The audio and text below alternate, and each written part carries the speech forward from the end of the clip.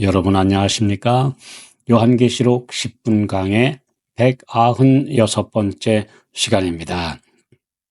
오늘은 계시록 13장의 18번째 강해로 짐승의 표라는 주제로 세 번째 오늘까지 함께 말씀을 깊이 살펴보겠습니다.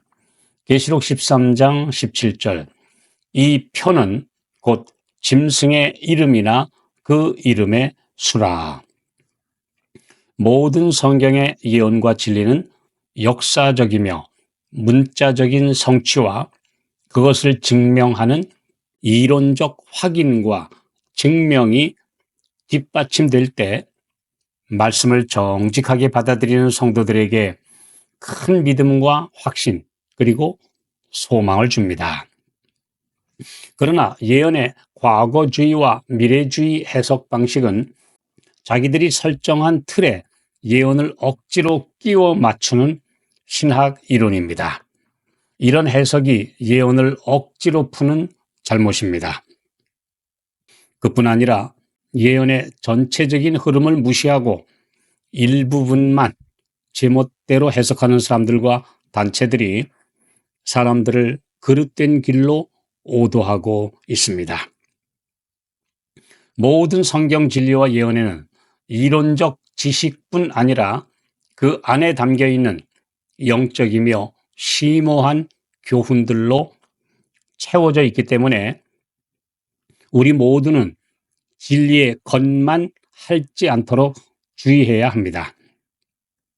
하나님의 인과 짐승의 표에 관한 진리 역시 이론적인 확인을 했습니다마는 그 외에도 마지막 때에 어떤 사람이 되어야 하는지에 관해 우리가 말씀을 깊이 묵상하고 영적인 보화를 찾아낼 필요가 있습니다. 잠언 2장 1절로 5절 내 아들아 내가 만일 나의 말을 받으며 나의 계명을 네게 간직하며 네 귀를 지혜에 기울이며 내 마음을 명철에 두며 지식을 불러 구하며 명철을 얻으려고 소리를 높이며 은을 구하는 것 같이 그것을 구하며 감추인 보배를 찾는 것 같이 그것을 찾으면 여호와 경외하기를 깨달으며 하나님을 알게 되리니. 사람은 하나님을 닮은 고귀한 존재로 창조되었습니다. 그러나 사탄의 유혹에 넘어가 범죄함으로 타락이 점점 심해져서 점차 하나님의 형상, 곧 그분을 닮은 품성과 분위기와 모습 등 고상한 특성들이 사라져버리고 마침내 동물의 하나로 진화론자들이 말하는 소위 고등동물로 추락해 버렸습니다. 짐승의 표는 짐승을 닮은 사람들이 받게 됨을 기억해야 합니다. 이와 대조적으로 하나님을 닮은 사람들이 하나님의 인을 받게 될 것입니다. 이것은 외적인 표식을 말하는 이론적 진리보다 더 심오하고 영적이며 실제적인 진리입니다. 지금 세상의 편만한 악과 부도덕은 사람에게서 하나님의 형상을 지워버리려고 사탄이 발명한 온갖 죄악의 상품들에 어린이와 청년들 그리고 어른들까지 물든 결과입니다. 이런 와중에서 은혜로 변화되어 하나님의 인을 맞을 성도들은 참으로 귀한 보석들입니다.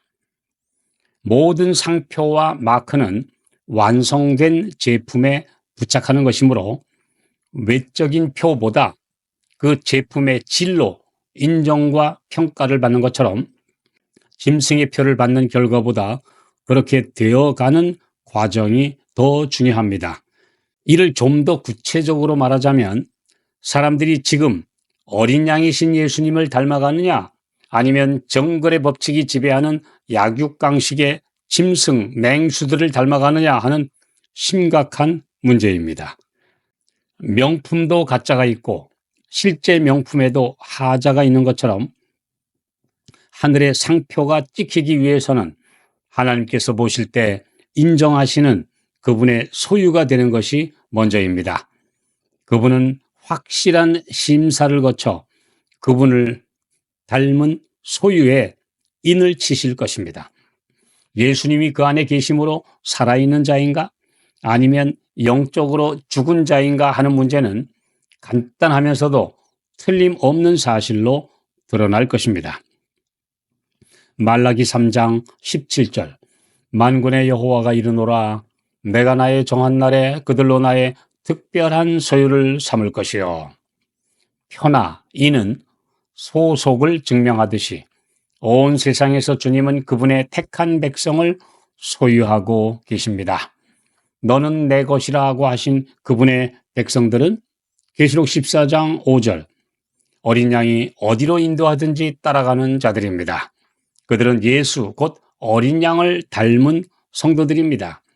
사람들이 점점 짐승을 닮아가서 마침내 짐승이 되는 시대에 확연하게 다른 모습을 보일 빛의 자녀들입니다.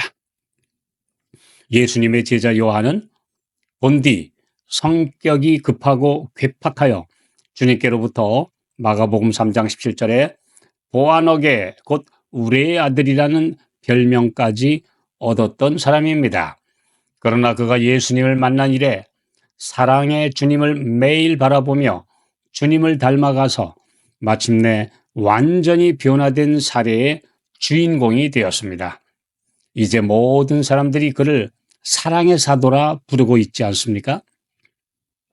고린도후서 3장 18절 우리가 다 수건을 벗은 얼굴로 거울을 보는 것 같이 주의 영광을 보매 저와 같은 형상으로 화하여 영광으로 영광에 이르니 곧 주의 영으로 말미암음이니라. 지금 나의 삶이 주님의 거룩한 품성을 닮아가느냐 아니면 마귀의 형상을 닮아감으로 짐승 같은 인간이 되고 있느냐에 따라 우리의 영원한 운명이 결정될 것입니다. 이 짐승이라는 단어는 비스트, 곧 맹수요, 포식자를 가리키는 말입니다.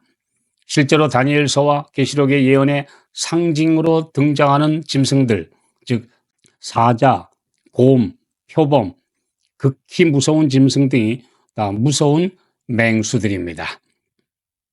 사탄이 지배하는 이 세상 권력의 속성이 그러하고 그 속에서 무한 경쟁을 하며 정글의 법칙 속에서 살아가는 사람들이 그렇습니다.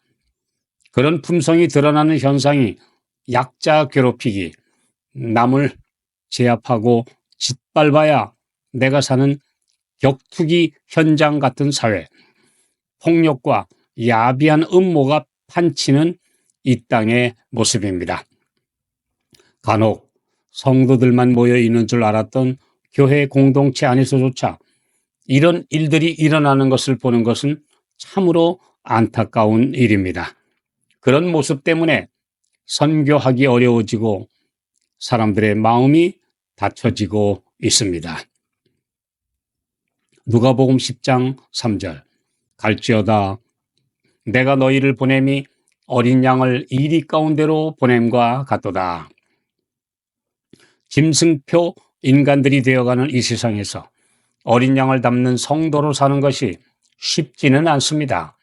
그러나 우리는 이 세상에 속하지 않은 하늘 시민권자들임을 반드시 명심해야 합니다.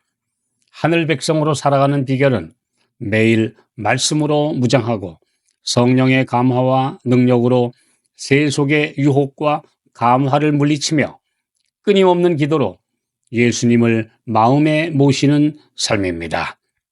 신명기 6장 6절 9절 오늘날 내가 네게 명하는 이 말씀을 너는 마음에 새기고 너는 또 그것을 네 손목에 매어 기호를 삼으며 네 미간에 붙여 표를 삼고 또 네 집 문설주와 바깥문에 기록할지니라. 어린 양표 성도가 되느냐 짐승표 인간이 되느냐 하는 최대 과제가 모든 사람들 앞에 놓여 있습니다. 오늘 이 순간 우리의 마음을 무엇이 점령하고 있는지가 우리의 운명을 결정할 것입니다. 어떤 모습으로 하루를 살았는지 매일 반성하며 자신을 점검해 보는 것이 성도로서의, 특히 남은 자손으로서의 영적인 삶입니다.